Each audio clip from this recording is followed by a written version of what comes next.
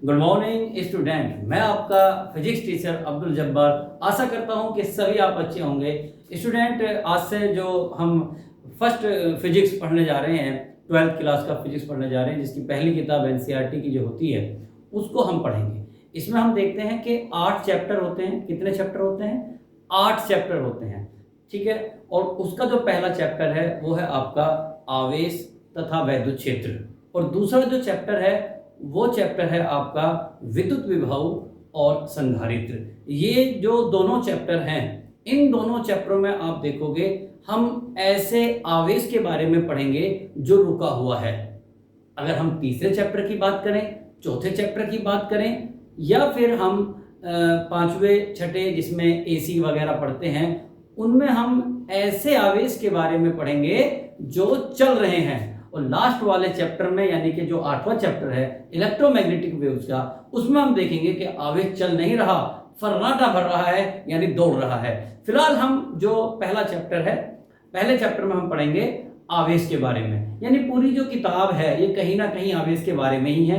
तो सबसे पहले जो टॉपिक पढ़ेंगे हम आवेश, जैसा कि नाम भी हमारे चैप्टर का नाम है विद्युत आवेश और विद्युत क्षेत्र। तो पहले हम आवेश के बारे में पढ़ेंगे। ओके, अभी मैं कोई सारे सिलेबस के बारे में नहीं बता रहा हूं, धीरे धीरे आपको पता चल जाएगा कि क्या सिलेबस है। ओके, तो पहला टॉपिक आवेश। तो हम सबसे पहले जो बात करेंगे वो आवेश के बारे में बात करेंगे। आवेश, आवेश को इंग्लिश में बोलते हैं चार्ज।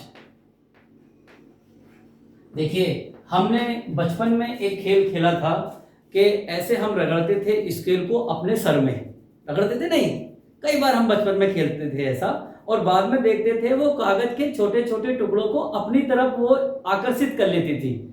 अब मैं यहाँ पर इतना टाइम नहीं है, मैं आपको वो प्रैक्टिकल करके दिखाऊं। ऐसा होता है, आप बाहर जाकर देख लेना क्या दिक्कत है, ठीक है, होता है ऐसा। और कई बार हमने देखा होगा कि कंबल में या ब्लैंकेट में रात के संबंध में, कई बार रात में जब बिजली चली जाती है, ब्लैंकेट में ऐसे हाथ मारते हैं बच्चे और देखते हैं कि वहां कहीं ना कहीं छोटी छोटी एक चिंगारी सी लगती है, हल्का हल्का उजाला सा लगता है। और आजकल जो ये मौसम चल रहा है, बहुत जबरदस्त मौसम चल रहा है, बिजली गड़गड़ाहट हो रही है, बादल जब आपस में रगड़ते हैं तो वहां भी एक स्पार्किंग लाइटिंग आती है। ये सब जो है ये विद्युत का ही काम है, ये आवेश ही है। जब हम एक वस्तु को दूसरी वस्तु पर रगड़ते हैं तो कहीं ना कहीं ये दोनों वस्तुएं आवेशित हो जाती हैं, यानी कुछ इलेक्ट्रॉन एक वस्तु से दूसरी वस्तु पर आ जाते हैं, और वहां पर हम देखते हैं कि हम कहेंगे ये दोनों वस्तुएं आपस में क्या हो गई?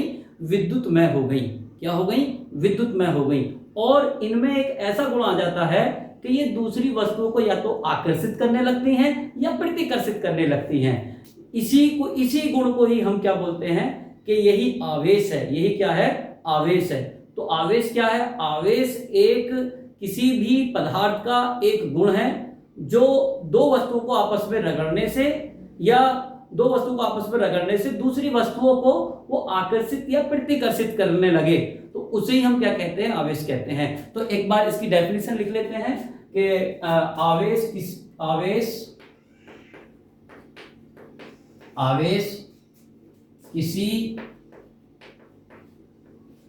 आवेश किसी भी पदार्थ का एक अंतर्निहित गुण है। कैसा गुण है? अंतर्निहित गुण है। अंतर्निहित गुण है जो दूसरी वस्तुओं को आकर्षित या प्रतिकर्षित करने लगे। कई बार हम ऐसे ही बोल देते हैं कि आवेश जो है एक किसी भी पदार्थ का ऐसा गुण होता है जो इलेक्ट्रिकल और मैग्नेटिक बिहेवियर शो करने लगे, जो विद्युत और चुंबकत्व का व्यवहार दिखाने लगे। तो इसे हम आवेश कहते हैं। जैसे इसको और इस तरीके से समझ सकते हैं, जैसे कि किसी पदार्थ का एक अंतर्निहित गुण मास होता है ना, ऐसे चार्ज भी होता है। समझ में आती है बात? ऐसे ही जैसे मास है किसी पदार्थ में, तो इसके अंदर चार्ज भी है, ठीक है। लेकिन चार्ज कब पिक्चर में आएगा? जब दो वस्तुओं को आपस में रगड़ेंगे, इसके अलावा नहीं। और भी है, एक दो कंडीशन बताऊंगा कब होता है। विद्युत प्रेरण से भी चार्ज आता है। बाकी सबसे मेन है कि दो वस्तुओं को आपस में रगड़ते हैं तो ये चीजें सामने आती है। जैसे पॉलीथीन है और गिलास की छड़ है। जब गिलास की छड़ को पॉलीथीन पर रगड़ते हैं तो गिलास की छड़ से कुछ इलेक्ट्रॉन जो है किस पे पहुंच जाएंगे? पॉलीथीन पे पहुंच जाएंगे। तो वहां पर हम कहेंगे कि भी ये भी वस्तुएं जो है आपस में क्या करने लगेंगी? एक दूसरे को आकर्षित करने लगेंगी या दूसरी वस्तुओं से आकर्षित या प्रतिकर्षित होने लगेंगी। हम कहेंगे कि इन पे चार्ज आ गया। अच्छा, अब जो चार्ज है, अब इस बात को थोड़ा समझ गए होंगे कि भी चार्ज कहीं ना कहीं इलेक्ट्रॉनों का ही खेल है। और एक बच्चा क्वेश्चन कर सकता है, सर इलेक्ट्रॉन ही क्यों? क्योंकि अगर हम देखें कि इलेक्ट्रॉन भी होते हैं, प्रोटॉन भी होते हैं, न्यूट्रॉन भी होते हैं। आप इलेक्ट्रॉन की बात ज्यादा कर रहे हैं कि इलेक्ट्रॉन ही रगड़ने से इलेक्ट्रॉन एक से दूसरे में चले जाएंगे। हाँ, इसके बारे में मैं आपको बता दूं कि इलेक्ट्रॉन जो आउटर मोस्ट शेल में घूमते हैं, इनकी एनर्जी कुछ कम होती है, जबकि जो न्यूक्लियस से बंधे होते हैं कौन? प्रोटॉन, न्यूट्रॉन, वो नहीं निकलेंगे, इलेक्ट्रॉन ही भागते हैं। उनकी एनर्जी अगर हम रगड़ते हैं तो इलेक्ट्रॉन ही बाहर आउटर मोस्ट शेल में है, इसलिए वही बाहर चले जाएंगे। ओके, अब बात करते हैं कि आवेश को हम स्मॉल क्यू से नोट करते हैं। आवेश को किससे करते हैं भाई? आवेश को स्मॉल क्यू या कैपिटल क्यू से प्रदर्शित करते हैं। किससे करते हैं भाई? आवेश को स्मॉल क्यू या कैपिटल क्यू से प्रदर्शित करते हैं, ठीक है। एक इसमें हमने डेफिनेशन पढ़ी थी धारा की, विद्युत धारा। क्या भाई? विद्युत धारा। विद्युत धारा क्या होती है, ये डेफिनेशन पढ़ी। वैसे तो इसके बारे में हम आगे आने वाले चैप्टर में पढ़ेंगे बहुत ही बढ़िया तरीके से, लेकिन फिलहाल विद्युत धारा को आप इस तरीके से समझ सकते हो कि कहीं इस तरीके से समझ सकते हो कि आवेश प्रवाह की दर को धारा कहते हैं। आवेश प्रवाह की दर को क्या बोलते हैं? विद्युत धारा बोलते हैं। The rate of flow of charge, यानी कि आवेश का प्रवाह हो गया किसी भी कंडक्टर में, कितने समय में हुआ? कम समय में ज्यादा आवेश प्रवाह हुआ तो वहां पर ज्यादा करंट, और कम समय में या ज्यादा समय में कम आवेश प्रवाह हुआ तो वहां पर कम। फिलहाल ये आगे हम पढ़ेंगे बहुत, उससे यहाँ पर थोड़ा सा एक डेफिनेशन इस वजह से बता रहा हूं क्योंकि कुछ यूनिट और डायमेंशन बतानी है। तो आवेश प्रवाह की दर को क्या बोलेंगे? हम क्या बोलेंगे? विद्युत धारा बोलेंगे।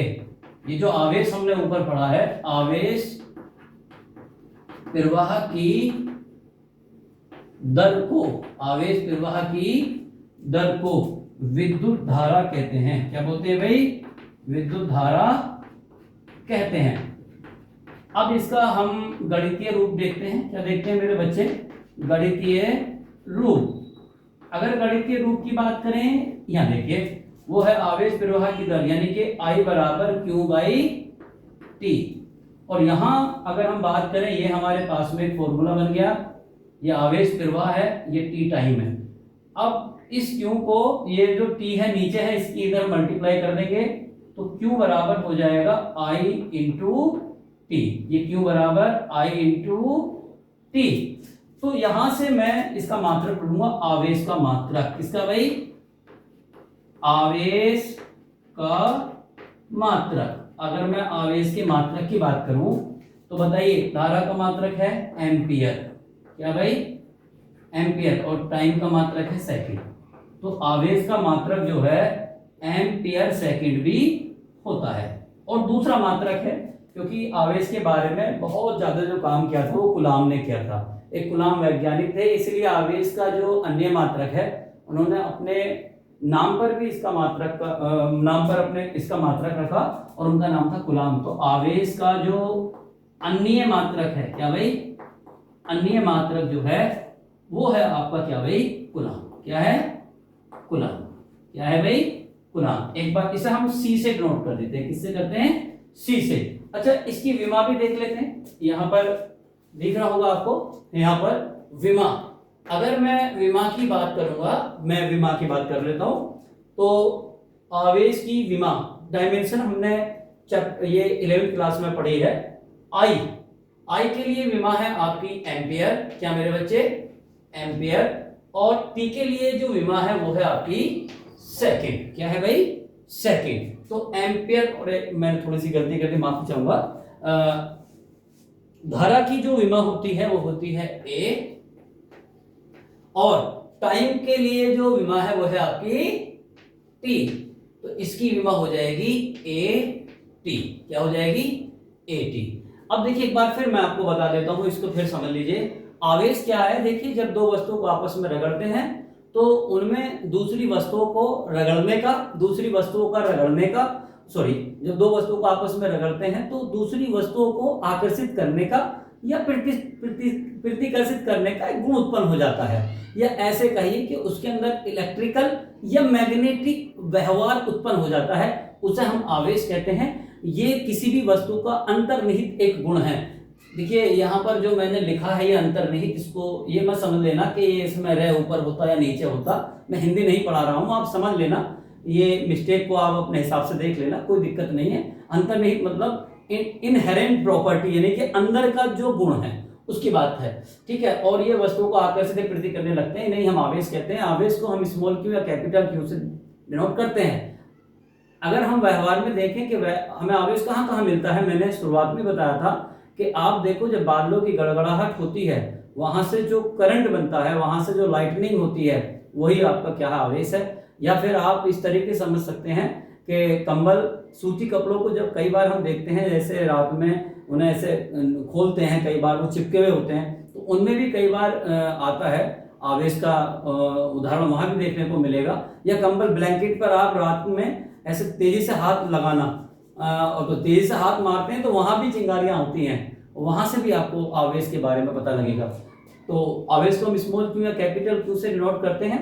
और विद्युत धारा मैं इस वजह से बता रहा हूँ, यहाँ पर बताने की जरूरत नहीं है, लेकिन इस वजह से बता रहा हूँ क्योंकि कहीं ना कहीं हम इसका मात्रक पे पहुंचेंगे आवेश के। और यो आपका है एम्पियर सेकंड, वैसे दूसरा मात्रक इसका हम कूलाम भी है, एम्पियर सेकंड भी है। यहीं पर मैं इसकी विमा भी बता देता हूँ, एम्पियर और सेकंड। एम्पियर के लिए ए लेते हैं, यानी कि धारा की विमा ए, और टाइम के लिए टी, तो ए टी इसकी विमा है, इसे डायमेंशन बोलते हैं।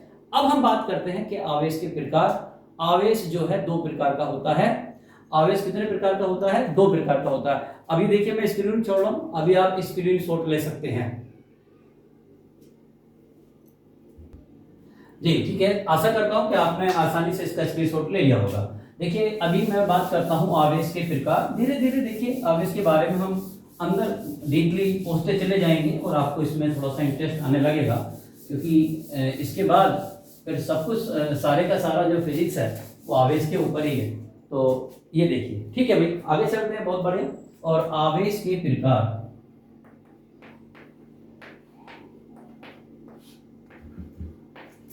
आवेश के प्रकार देखिए, आवेश के प्रकार, आवेश दो प्रकार का होता है। कितने प्रकार का होता है भाई, ये दो प्रकार का होता है, दो प्रकार का होता है। तो पहला प्रकार है आपका आवेश जो है वो कैसा होता है, धनात्मक होता है, धनात्मक, जिसे हम बोलते हैं पॉजिटिव, ऐसे प्लस वीई, इसे पॉजिटिव बोल देते हैं, पॉजिटिव आवेश, धनात्मक आवेश, या पॉजिटिव चार्ज भी बोल देते हैं।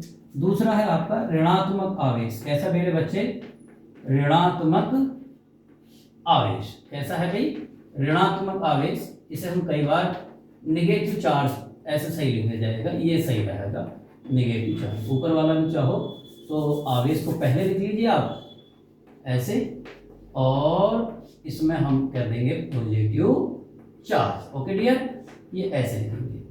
ये दो प्रकार का होता है, ठीक है। इसमें कैसे, कहाँ से आए पॉजिटिव नेगेटिव, कहाँ से, वो मैं अभी आगे बताने वाला हूँ।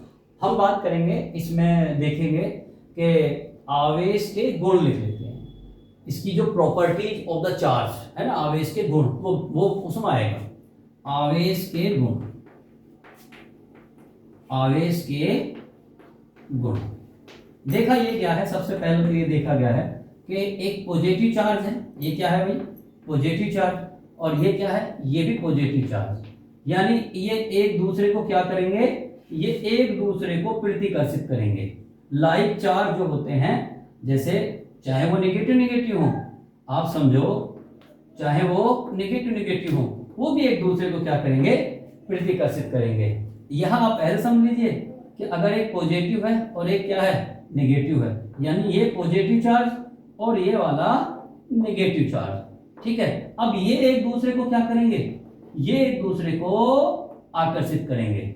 आप समझो, इन्हें बोलते हैं सजातीय आवेश। कैसे बोलेंगे भाई, सजातीय आवेश, सजातीय आवेश। और इसे बोलेंगे विजातीय आवेश।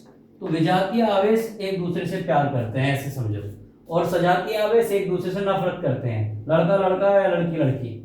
और ये क्या करते हैं, प्यार करते हैं, लड़का लड़की आपस में अट्रैक्ट करते हैं, ठीक है ना। ऐसे से याद रख सकते हैं। देखिए, याद रखने के लिए मेरे टीचर बताते थे कि याद रखने के लिए अगर कोई ट्रिक बननी हो ना, कैसे भी बननी हो, कुछ अपशब्द से भी बननी हो, किसी से बताओ तो मत, लेकिन कहीं ना कहीं उसे याद करने का तरीका बना लो, उससे कोई कैचिंग वर्ड बना लेना। तो फिलहाल यही बात ध्यान रखना है कि पॉजिटिव पॉजिटिव है तो वो एक दूसरे को क्या करेंगे, सजातीय आवेश एक दूसरे को क्या करते हैं, प्रतिकर्षित, प्रतिकर्षित। इसे बोलते हैं रिपल्सन, ये रिपेल करते हैं। क्या करते हैं, ये रिपेल। और जो विजातीय हैं, अलग अलग के हैं, अलग अलग जाति के, पॉजिटिव और एक नेगेटिव चार्ज अगर हैं तो वो एक दूसरे को क्या करेंगे, आकर्षित। क्या करेंगे भाई, आकर्षित। आकर्षित का मतलब होता है अट्रैक्शन करेंगे। क्या करेंगे, अट्रैक्शन करेंगे। अभी फिलहाल आप यहाँ पर ये समझ लीजिए कि आवेश का ये पहली प्रॉपर्टीज है।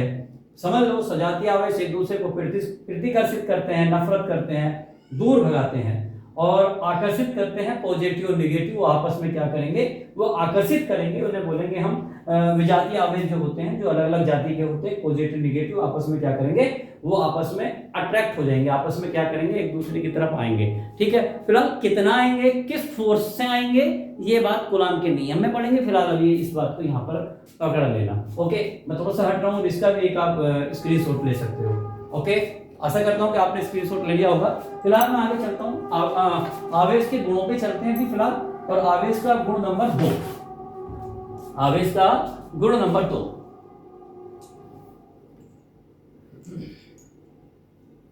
मैं इधर ही था, कहीं दूर नहीं गया था भाई। मैं चौक ले रहा हूँ, शुरुआत है तो थोड़ी चीजों को संभल के रखना। फिलहाल अभी हम बात करते हैं और आगे देखते हैं हम कि अब दूसरी हमारे पास में जो है प्रॉपर्टीज है या जो गुण है वो है नंबर 2। नंबर 2 गुण कौन सा है, दूसरा गुण की बात करेंगे कि आवेशों का योज्यता का नियम। आवेशों का योज्यता का नियम, आवेशों का योज्यता का नियम। जैसे अगर मैं बात करूं, किसी बिंदु पर या किसी सिस्टम में बहुत सारे आवेश हैं, जैसे प्लस का 2 माइक्रोकूलम, माइनस का 3 माइक्रोकूलम, माइनस का 4 माइक्रोकूलम, प्लस का 6 माइक्रोकूलम। मैंने बताया कि चार्ज जो है आपका बहुत सारे चार्ज, मतलब प्लस माइनस का भी हो सकता है। माइनस का 4 माइक्रोकूलम बोला मैंने, ये Q1, ये Q2 चार्ज है, ये Q3 चार्ज है और ये Q4 चार्ज है। अगर मैं कहूँ कि भी इस सिस्टम का कुल चार्ज कितना है, कुल चार्ज कितना है, कुल आवेश, चार्ज को बोलते हैं आवेश, कुल आवेश इस निकाय का, कौन से निकाय का, निकाय मतलब सिस्टम या निकाय बोल सकते हैं, इस निकाय का कितना है, निकाय का कितना है। अब मैं बताता हूँ ये कितना है। तो कुल चार्ज को हम कैपिटल Q से नोट कर लो और कुल चार्ज हो जाएगा Q1 plus Q2 plus Q3 plus Q4। यानी योज्यता का नियम इस बात को बताता है कि आवेश को हम बीजगणित की भांति जोड़ या घटा सकते हैं, या बीजगणित की भांति जोड़ सकते हैं, क्योंकि बीजगणित में घटाना जोड़ में ही सम्मिलित होता है, ठीक है। तो ये अच्छा रहेगा कहना कि आवेश को हम बीजगणित की भांति जोड़ सकते हैं, क्योंकि ये एक अदिश राशि है, ठीक है। तो ध्यान लिख देते हैं, फिर उसके बाद में ये एग्जांपल अच्छा रहेगा। आवेशों को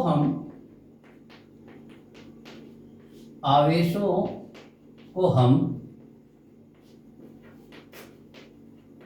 बीज गणित की भांति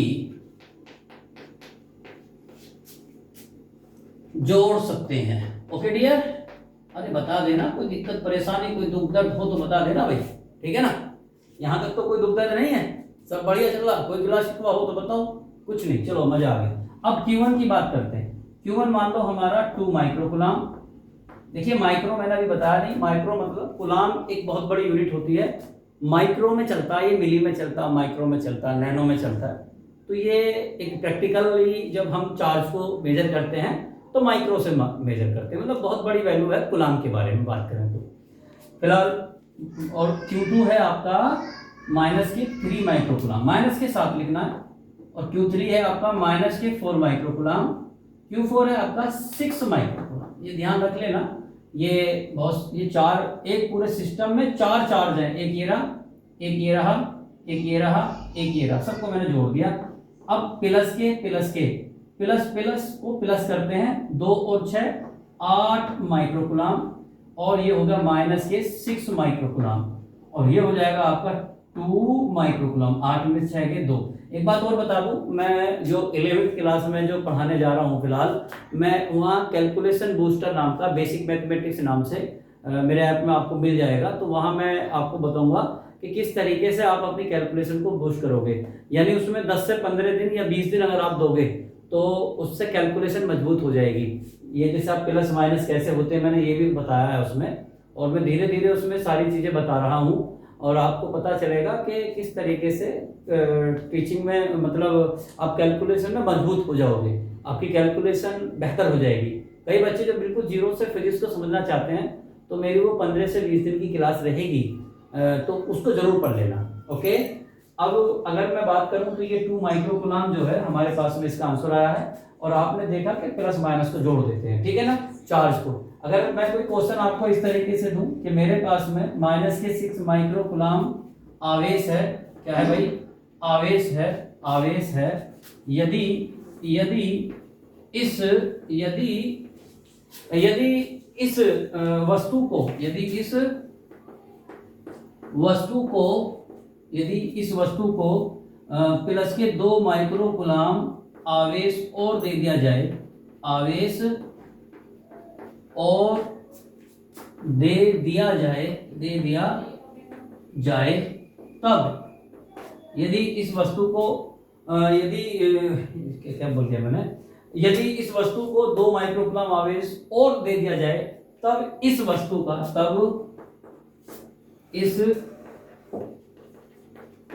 का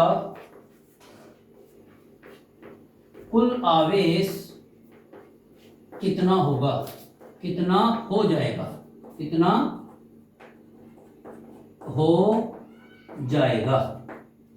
ये ऐसा मानो यदि किसी वस्तु का आवेश माइनस के 6 माइक्रोकुलाम, किसी वस्तु पर माइनस 6 माइक्रोकुलाम आवेश है, ऐसा लिख लो, किसी वस्तु पर, ये बढ़िया रहेगा, वस्तु पर -6 माइक्रोकुलाम आवेश है, यदि इस वस्तु को 2 माइक्रोकुलाम आवेश और दे दिया जाए, तब इस वस्तु का कुल आवेश कितना हो जाएगा। तो आप समझो पहले आवेश कितना था, पहले आवेश यहां समझो, पहले आवेश था कितना भाई, यहां इसका सॉल्यूशन है भाई, समझ लेना, हल जो है वो था आपका -6 माइक्रोकुलाम। अब कितना आवेश और दे दिया, एक बच्चा कहेगा सर 2 माइक्रोकुलाम और दे दिया, तो मैंने कहा 2 माइक्रोकुलाम आवेश देने के बाद, आवेश देने के बाद कुल आवेश कितना हो जाएगा भाई, वो हो जाएगा आपका -6 माइक्रोकुलाम प्लस के 2 माइक्रोकुलाम। तो बेटे कितना हो जाएगा, आप कहोगे सर -4 माइक्रोकुलाम हो जाएगा, क्योंकि एक माइनस का प्लस का तो घटता है, 6 में से 2 के 4, बड़े का साइन है। तो कुल मिलाकर के ये आपका प्रॉपर्टी नंबर 2 है। आप इसकी भी एक बार सही तरीके से इसका स्क्रीनशॉट ले लें, क्योंकि मैं प्रॉपर्टी जो है ये देख लेना भाई, दिखने में तो सही आ रहा है, थोड़ा सा बता देना भाई, थोड़ा कमेंट वगैरह कर देना बाद में कि सही आ रहा है क्या है, ठीक है। अब प्रॉपर्टी नंबर 3 है हमारी, जो तीसरा गुण है वो है आपका आवेश संरक्षण का नियम। चलो थोड़ा सा भी रंग बिरंगे हो जाते हैं, ठीक है, आपका आवेश सर कलरफुल में आ जाते हैं। आवेश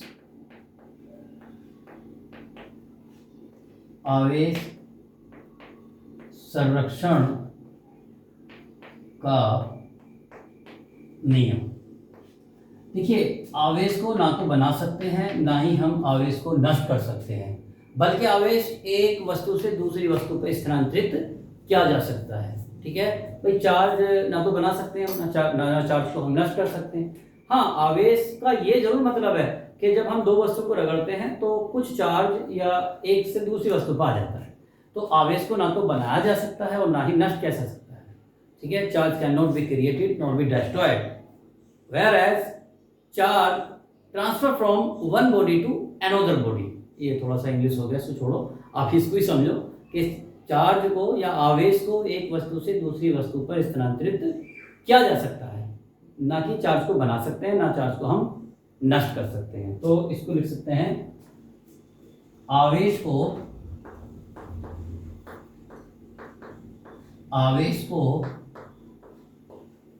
न तो नष्ट किया जा सकता है, नष्ट किया जा सकता है, और नहीं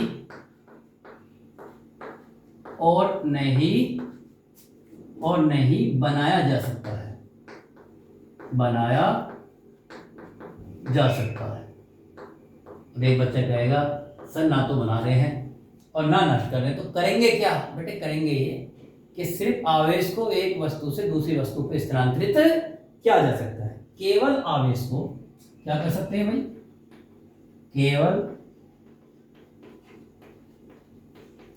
केवल आवेश को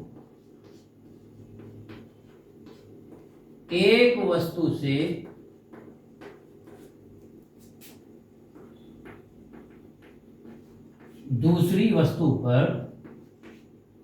से दूसरी वस्तु पर स्थानांतरित मैं देख लेना भाई, स्पेलिंग में गलती कर देता हूं अक्सर मैं। स्थानांतरित किया जा सकता है,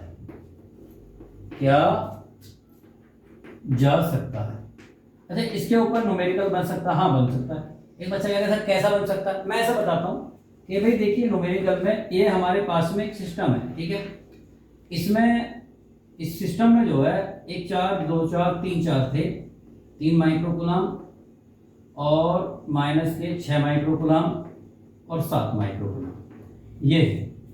ठीक है, अब इसका जो टोटल चार्ज था पहले शुरुआत में, ये ऐसे मानो कि ठीक है, इसमें शुरुआत में जो चार्ज है वो कितना है इसका पहले, तो अभी चार्ज जो है फिलहाल ऐसे मान के चलो 10 में 3 और 7 10 में से 6 गए 4, अभी इसका 4 माइक्रोकूलम चार्ज है इसका टोटल चार्ज। ठीक है, अब मैं करता क्या हूं कि इसी बॉडी को मैंने दो तरीके से लिया।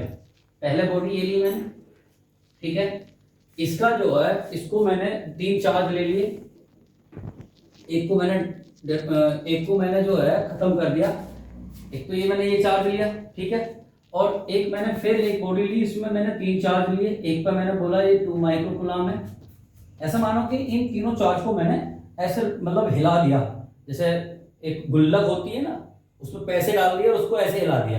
हिलाने के बाद पर जो इस पर जो चार्ज आया वो 2 आया, इस पर मान लो वो क्यों आया पता नहीं क्या होगा, और इस पर आ गया तुम्हारा 1 माइक्रोकूलम। बताओ क्यू पर कितना चार्ज होगा?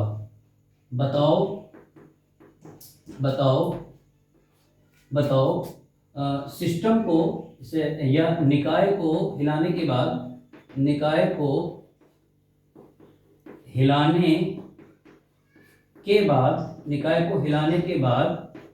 क्यू पर कितना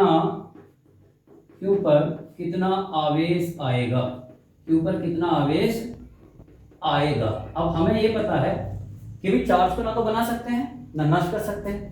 जो शुरुआत में आवेश था उतना ही इसका भी आवेश होगा।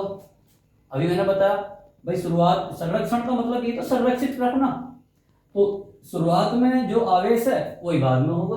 वो अलग चीज है कि इन्होंने आपस में ट्रांसफर हो जाएगा, वो अलग चीज है, लेकिन कहीं ना कहीं इस बात का समझ में आने चाहिए। पहले बताया था, माफी चाहूंगा, दोबारा से मैंने ये बताया था कि भी इसका जो टोटल चार्ज है हिलाने से पहले वो इतना था, हिलाने के बाद भी इतना ही रहेगा। तो इस क्वेश्चन को सोल्व करने से भी पहले बताएंगे कि शुरुआत में आवेश बराबर बाद में आवेश। शुरुआत में कुल आवेश बराबर शुरुआत बोल दो या शुरुआत बोल दो, जैसे बोलना चाहो। शुरुआत में कुल आवेश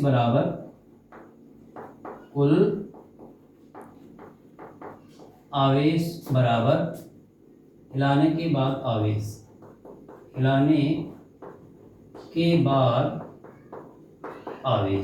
तो कौन से नियम से है ये बात? ये आवेश संरक्षण पर है। कुल आवेश पहले कितना था? आप कहोगे सर 4 माइक्रोकूलम। बाद में कितना हो गया?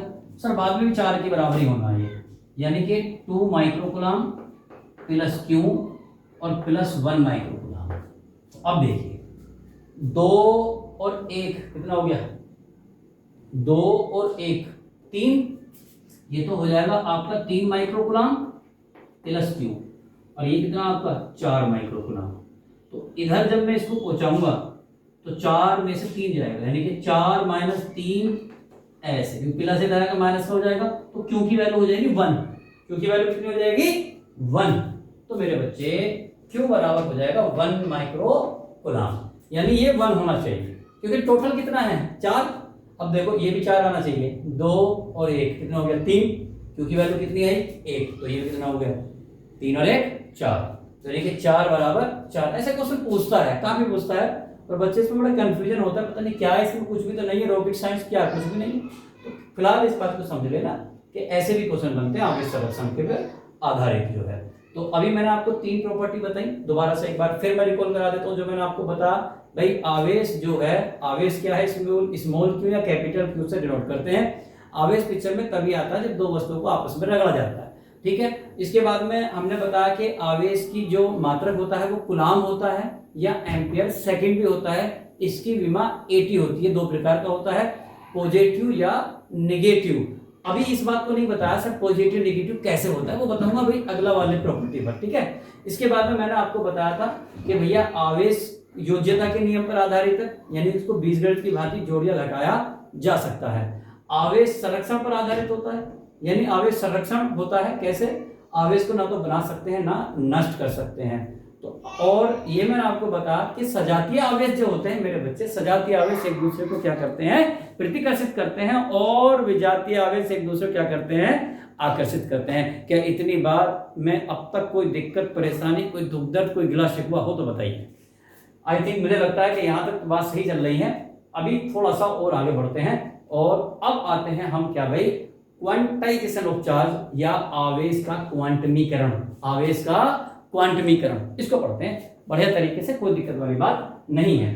तो इसके बाद में ये मत समझिए कहां से आ गया, ऐसे ही होता आजकल जमाने में। चलिए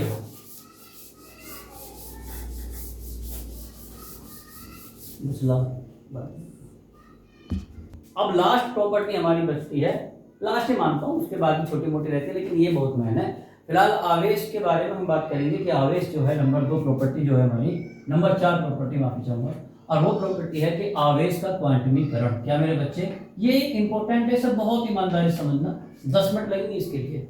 आप यहाँ से न्यूमेरिकल बनाता है यूपी बोर्ड जो है, सीबीएसई बोर्ड भी बना देता है अगर उसका मन अच्छा हो तो, खैर यूपी बोर्ड तो बनाता ही है। आवेश का क्वांटमीकरण, क्वांटाइजेशन ऑफ चार्ज बोलते हैं। देखिए इसमें बहुत इंपॉर्टेंट है ये बहुत है। देखिए इसको आप इस तरीके से समझिए कि सबसे कम चार्ज, सबसे मिनिमम पॉसिबल चार्ज, सबसे न्यूनतम संभव चार्ज क्या हो सकता है, सबसे न्यूनतम संभव चार्ज वो हो सकता है, मैं बोल देता हूं इसको, सबसे न्यूनतम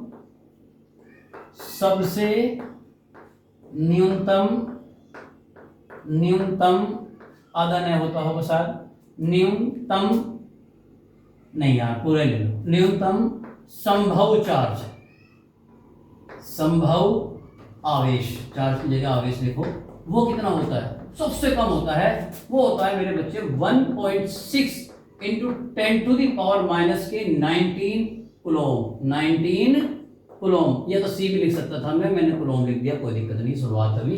तो सबसे कम ये चार्ज है, इसे हम कई बार इस चार्ज को हम स्मॉल ई भी लिख देते हैं, और वो है आपका 1.6 × 10⁻⁻⁻⁻⁹ कूलॉम। मैंने देखो लिख दिया कूलॉम, सी लिख दिया, ठीक है। तो ये सबसे न्यूनतम संभव चार्ज है। क्या एक बच्चा कह रहा है सर इससे कम नहीं हो सकता? नहीं हो सकता। फिर अब आजकल आ रहे हैं क्वार्ट्ज वगैरह, उनको छोड़ो, फिलहाल सबसे कम ये, और यही एक इलेक्ट्रॉन का आवेश भी है। यह एक इलेक्ट्रॉन के आवेश के बराबर होता है। यह एक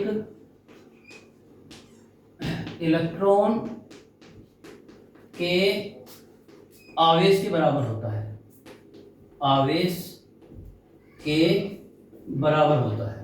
अच्छा, ये बात थी, बराबर होता है। क्या होता है भाई? ये है एक इलेक्ट्रॉन के आवेश के बराबर होता है, ठीक है। बहुत बढ़िया, मजा आ गया बात में, ठीक है। लेकिन सर ज्यादा से ज्यादा कितना हो सकता है? ये तो न्यूनतम है, ज्यादा कितना हो सकता है? ज्यादा कितना हो सकता है, लेकिन उसका एक शर्त है, वो जब भी होगा इसके मल्टीपल इंटीग्रल में होगा, यानी इसी के गुणांक में होगा, इसी के मल्टीपल इंटीग्रल, मतलब इसके गुणांक में होगा, इसी के गुणांक में होगा, चाहे वो 4e 5e 6e, ये इसी के मल्टीपल इंटीग्रल में होगा।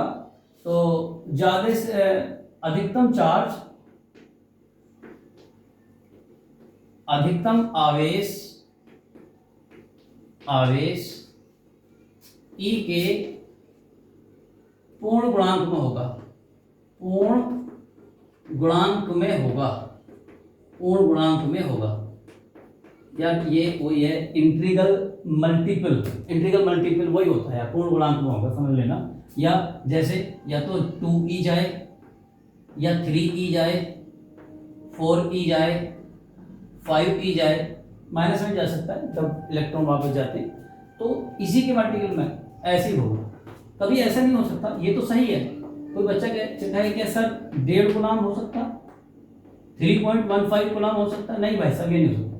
1.2e हो सकता? ये बिल्कुल नहीं हो सकता, यानी भिन्नात्मक रूप में नहीं हो सकता, भिन्नात्मक में नहीं हो सकता, अपना देख लेना, ये नहीं हो सकता। ओके डियर, अभी फिलहाल इस बात का हो सकता है। तो अगर मैं कहूं कि ये बात आपको बहुत ध्यान में रखना है। अब इसमें मैं 2 बॉडी लेता हूं, एक बॉडी मेरी ये रही और एक बॉडी मेरी ये रही। मैंने इन दोनों बॉडियों को आपस में रगड़ने के बाद मैं देखता हूं कि इस वाली बॉडी पर कुछ इलेक्ट्रॉन आ जाते हैं। कितने इलेक्ट्रॉन आ जाते हैं? ये इलेक्ट्रॉन आ जाते हैं इस पर 4 इलेक्ट्रॉन आ गए, या 5 मान लो, और यहां से 5 इलेक्ट्रॉन चले गए। जहां से जाते हैं तो वहां पर इलेक्ट्रॉनों की कमी हो गई, और जहां पर आए हैं वहां इलेक्ट्रॉनों की अधिकता हो गई। तो यहां बोलेंगे यहां इलेक्ट्रॉनों की अधिकता क्या है भाई? अधिकता। और यहां इलेक्ट्रॉनों की कमीता। अबे कमीता क्या होता है? कमी बोल दो ना। यहां इलेक्ट्रॉनों की कमी, क्या मेरे बच्चे? यहां इलेक्ट्रॉनों की कमी होगी और यहां इलेक्ट्रॉनों की अधिकता होगी। जहां पर देखिए इलेक्ट्रॉन का आवेश माइनस में होता है, ऐसे कहते हैं एक तो कड़वा एक नीम चढ़ा, तो आप समझो यहाँ पर इलेक्ट्रॉन इलेक्ट्रॉन इलेक्ट्रॉन आ गए ना बहुत सारे। जब यहाँ बहुत सारे इलेक्ट्रॉन आ गए तो मैं कहूंगा इस बॉडी की जो प्रकृति होगी, इस बॉडी की जो प्रकृति होगी वो होगी ऋणात्मक। ऋणात्मक मतलब निगेटिव। कैसी होगी? निगेटिव। और इस बॉडी की जो प्रकृति होगी वो होगी धनात्मक। तो इस बात को समझ लेना, जहां पर इलेक्ट्रॉनों की अधिकता होती है, जहां पर इलेक्ट्रॉनों की क्या होती है? अधिकता होती है, तो वहां पर आप ये समझो कि उसकी प्रकृति ऋणात्मक, और जहां पर इलेक्ट्रॉनों की कमी होती है वहां पर धनात्मक। बात समझ में आती है? अब कितनी होती है? अगर किसी बॉडी से n इलेक्ट्रॉन चले जाएं, ऐसा मानो अगर 1 इलेक्ट्रॉन चला गया तो उस पर कितनी आ जाएगा पॉजिटिव चार्ज? 1 e के बराबर। लेकिन अगर वहां से 2 इलेक्ट्रॉन चले जाएं तो उस पर कितना पॉजिटिव चार्ज? 2 e के बराबर।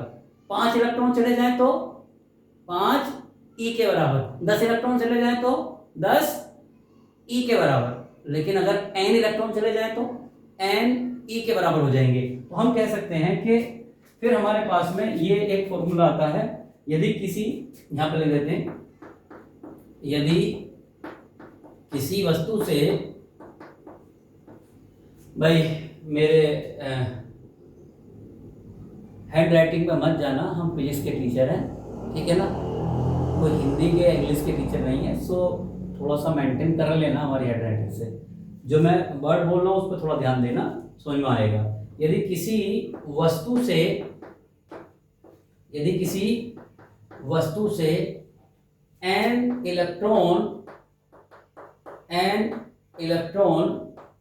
चले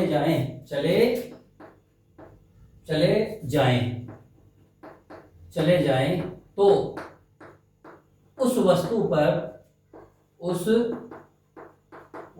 पर चले जा रहे हैं, कमी हो रही है, ठीक है, तो क्या कैसा आएगा, प्लस या माइनस, बोलो, जाने हैं, कमी हो रही है, चलेंगे ना तो प्लस, तो उस वस्तु पर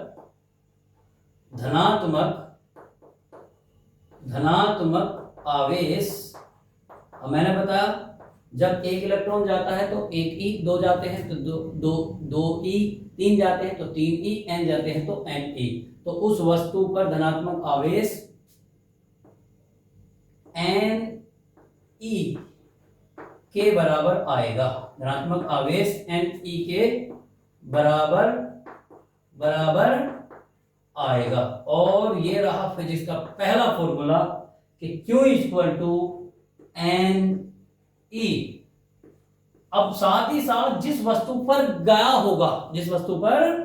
गए होंगे ये इलेक्ट्रॉन, एन इलेक्ट्रॉन, तो वहां पर नेगेटिव आवेश आएगा इसी के बराबर, Q equal to n e, where n is the number of electron and e is the charge of one electron. याद रख लेना, जहां n इलेक्ट्रॉनों की संख्या है और e एक इलेक्ट्रॉन का आवेश है। मैं लिख देता हूं, जहां n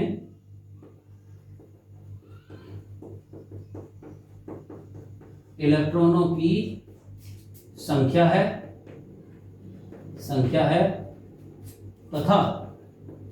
तथा E एक इलेक्ट्रॉन का आवेश है, एक इलेक्ट्रॉन का क्या है भाई, आवेश है मेरा बच्चा। अब एक इलेक्ट्रॉन का आवेश होता कितना है, दोबारा बता दो, 1.6 10⁻⁻⁹ कूलम के बराबर ऋणात्मक आवेश होता है एक इलेक्ट्रॉन पर, ध्यान रखना। अब हमारे पास में इसके ऊपर कुछ क्वेश्चन आते हैं जो यूपी बोर्ड ने पूछे, अक्सर सेबीएसई से नहीं पूछता है, यूपी बोर्ड पूछता है। ओके, अब इसके ऊपर जो न्यूमेरिकल है ये मैं अगले वीडियो में बताऊंगा आपको। Okay, thank you very much, देखते रहिए अपना चैनल MM फिजिक्स क्लासेस में। Okay, thank you.